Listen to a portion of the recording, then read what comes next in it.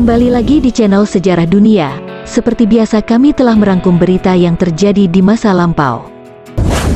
Berbagai negara di dunia memang dihiasi oleh berbagai suku yang memiliki kebudayaan, cara pandang hidup, hingga tradisi yang luar biasa menarik dan unik. Berbeda dengan kebanyakan manusia modern, suku-suku terpencil ini bahkan bisa dibilang mempunyai identitas yang jelas lantaran budaya unik yang mereka terapkan secara turun-temurun.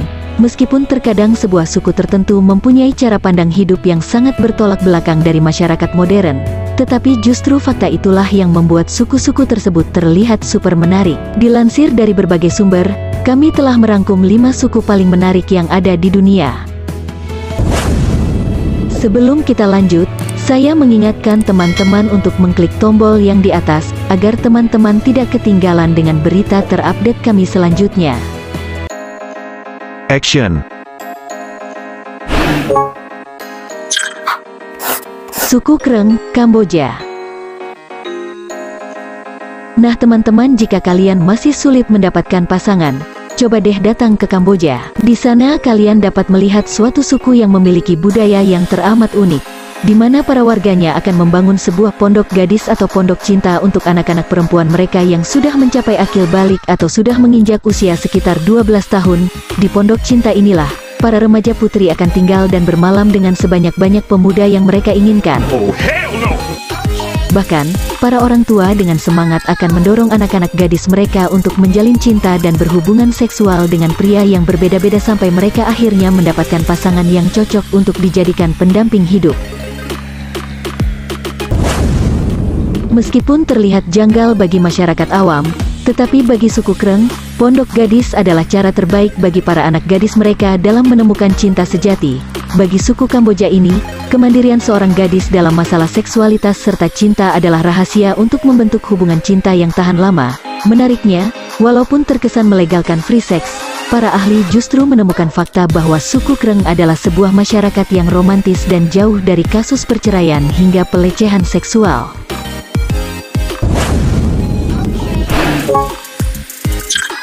Suku Surma, Ethiopia. Nah teman-teman, cantik seorang wanita adalah bertubuh ideal, berkulit putih, berambut lurus, panjang dan hitam. Namun lain halnya dengan suku Suri dan Mursi yang kerap menyedot perhatian warga dunia lantaran standar kecantikan tidak biasa yang mereka anut. Berbeda dari masyarakat luar pada umumnya, patokan cantik wanita-wanita Suri dan Mursi ditentukan oleh seberapa lebar lip plate atau semacam piringan atau pelat bibir yang mereka pasang di mulut mereka. Jadi, semakin besar lip plate yang terpasang di bibir seorang wanita, maka semakin cantik pula wanita tersebut di mata masyarakat setempat. Sementara, lip plate pada umumnya terbuat dari tanah liat atau kayu yang berukuran antara 4 hingga 25 cm. Cara untuk memasang alat ini terbilang bikin ngilu. Sebelum disisipkan ke bibir, 2 hingga 4 gigi harus dicabut terlebih dahulu. Tidak hanya itu, bibir bagian bawah si gadis juga harus dipotong agar bisa renggang. Sementara itu, proses pemasangan pelat bibir ini biasa dilakukan oleh ibu kepada anak perempuan mereka yang sudah mencapai usia pubertas. Suku Korowai, Papua. Kanibalisme merupakan sebuah fenomena di mana satu makhluk hidup makan makhluk sejenis lainnya. Begitulah yang terjadi dengan suku Korowai yang bermukim di tanah Papua. Suku Korowai merupakan salah satu suku di dunia yang masih mendiami hutan serta dikenal akan budaya kanibalismenya. Sebagai suku yang masih melestarikan kanibalisme, para traveler, ilmuwan, hingga media pun tidak henti-hentinya mengulas serta meliput budaya suku Korowai yang berada di wilayah pedalaman Papua Barat berbatasan langsung dengan Papua Nugini. Bagi orang-orang Korowai, tewas akibat jatuh dari pohon atau peperangan adalah sebab kematian yang jelas. Namun, suku Korowai belum sepenuhnya mengerti adanya kematian yang disebabkan oleh mikroba atau kuman. Kematian akibat penyakit tertentu akan mereka anggap sebagai kematian misterius yang disebabkan oleh Hahua, yaitu seorang penyihir yang berasal dari dunia kegelapan. Hahua ini kemudian dianggap telah memakan tubuh warga yang sakit, dan sebagai semacam balas dendam yang adil, suku Korowai pun memakan tubuh temannya yang dianggap sudah dikonsumsi oleh Hahua. Sementara, Berdasarkan kesaksian salah satu jurnalis media ternama asal Kanada Fish, orang-orang suku Korowai pasti akan memakan teman mereka yang mereka anggap dirasuki Hahua, dengan cara memasaknya seperti layaknya memasak daging babi, yaitu dibungkus daun pisang dan dikukus. Para suku Korowai ini juga diketahui akan memakan semua bagian tubuh, kecuali rambut, kuku, dan jenis kelamin.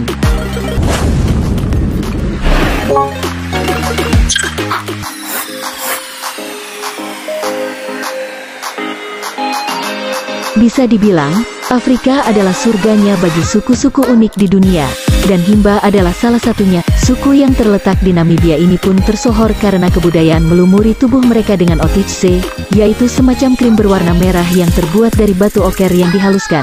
Krim baru oker ini pun benar-benar dibalurkan ke seluruh tubuh, termasuk bagian wajah hingga rambut serta kulit kepala. Bagi orang-orang Himba, krim merah ini berguna untuk melindungi kulit mereka dari gigitan serangga, melembabkan dan membersihkan kulit, serta berfungsi menjadi semacam sunscreen atau tabir surya. Uniknya, para gadis suku Himba yang sudah menginjak masa pubertas akan melengkapi tatanan rambut mereka dengan RMB, yaitu semacam mahkota yang terbuat dari kulit sapi atau kambing hingga mereka meninggal. Tidak hanya itu, para wanita Himba juga diketahui dilarang mandi dan mencuci pakaian mereka dengan menggunakan air. Sebagai gantinya, para wanita ini akan membersihkan diri dengan memanfaatkan kepulan asap. Wanita Himba boleh mandi dengan air sekali seumur hidup, yaitu saat menjelang pernikahan.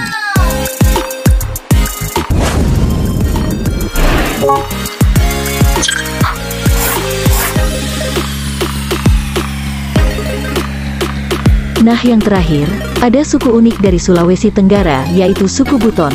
Ada satu tradisi menarik dari suku ini yang dikenal dengan ritual Pekande Kandea atau makan-makan. Ritual ini sebenarnya berupa jamuan makan, tapi uniknya, cara penjamuan makan ini dilakukan oleh para gadis suku Buton. Nantinya, setiap tamu yang datang berkunjung akan dipersilahkan makan. Nah, tugas para gadis suku Buton adalah menyuapi setiap tamu tersebut. Pada zaman dahulu, ritual Pekande Kandea digelar dalam rangka menyambut para pejuang yang pulang dari medan perang.